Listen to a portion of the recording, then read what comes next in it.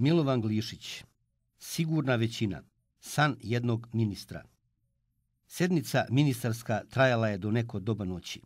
Na dnevnom redu bila su pitanja o prethodnim merama koje bi mogle osigurati vladi izvesnu većinu na novim izborima.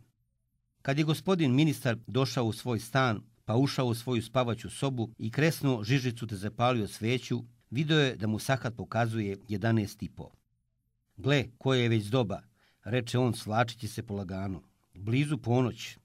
I zevnuši jedanput nastavi govoriti poluglasno sam sebi. Najviše se brinem za te proklete izbore.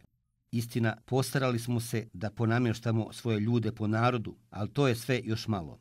Vlada ne može dotle biti osigurana dok vlast ne uzme u svoje ruke sve profesije u zemlji.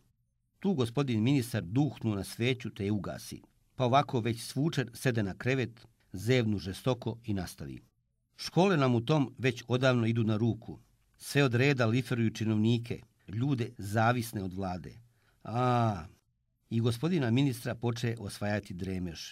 Opet zevnu i leže, pa kroz san izgovori isprekidano i bez veze. U državi mora biti sve činovnik, sva zanimanja uvrstiti u državnu službu, sva.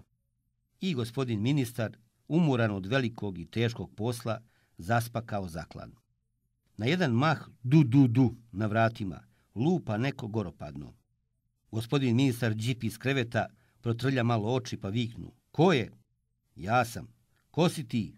Žandar. Gospodin ministar brzo otvori vrata. Žandar mu uđe, stade po vojnički i salutova. Šta je? Zovu vas u sednicu. Zar opet?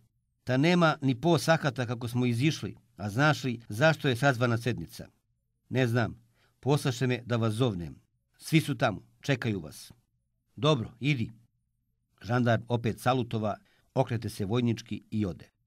Ministar se brže bolje obuče, pa ode u ministarstvo. Svi ministri, njegove kolege, behu već za velikim stolom sa predsjednikom ministarstva na čelu. Šta je opet sad? Upita gospodin ministar začuđeno. Što ste se iskupili u ponoć?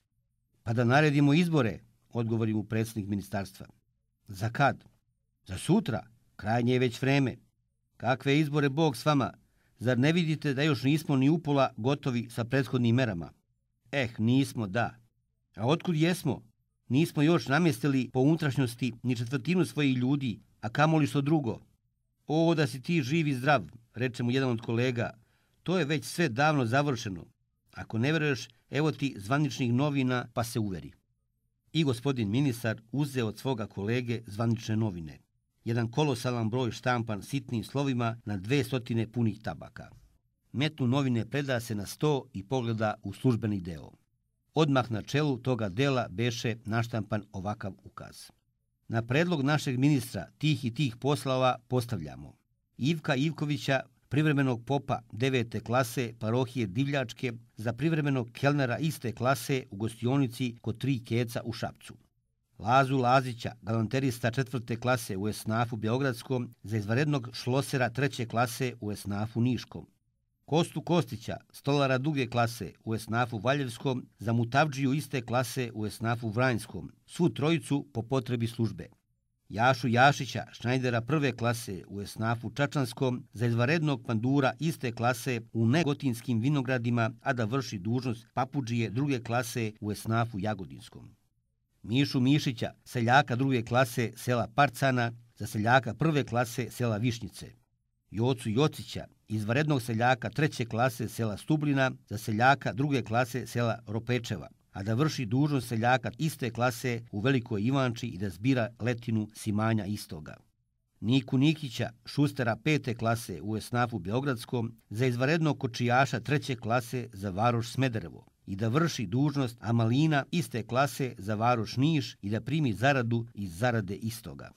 Miću Mićića, berberina 4. klase u Esnafu Požarevačkom, za izvanrednog Bozadžiju 3. klase u Esnafu Beogradskom, a da vrši dužnosti seljaka 2. klase sela Mirjeva i da zbira letinu simanja istoga. I tako dalje, i tako dalje, i tako dalje.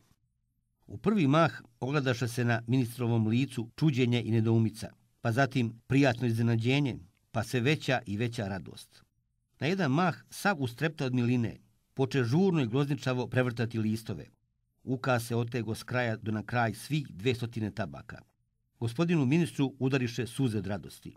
Stade skakati po sali i s noge na nogu i u kovitlac i u propac. Zapljeska radosno rukama i stade uzvikivati ura, ura. Sva zanimanja je u rukama vlasti, divno, ura. A ko bi se nadao, odmah da naredimo izbore, izbore, ura. Sigurna većina.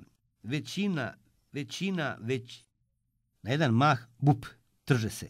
Pogleda oko sebe, a on na patosu pored kreveta u svojoj spavaćoj sobi. Brzo ustade, popipa se po leđima i onako bunovan progunđa. Ala sam žestoko ljosnuo. I leže opet u krevet da spava.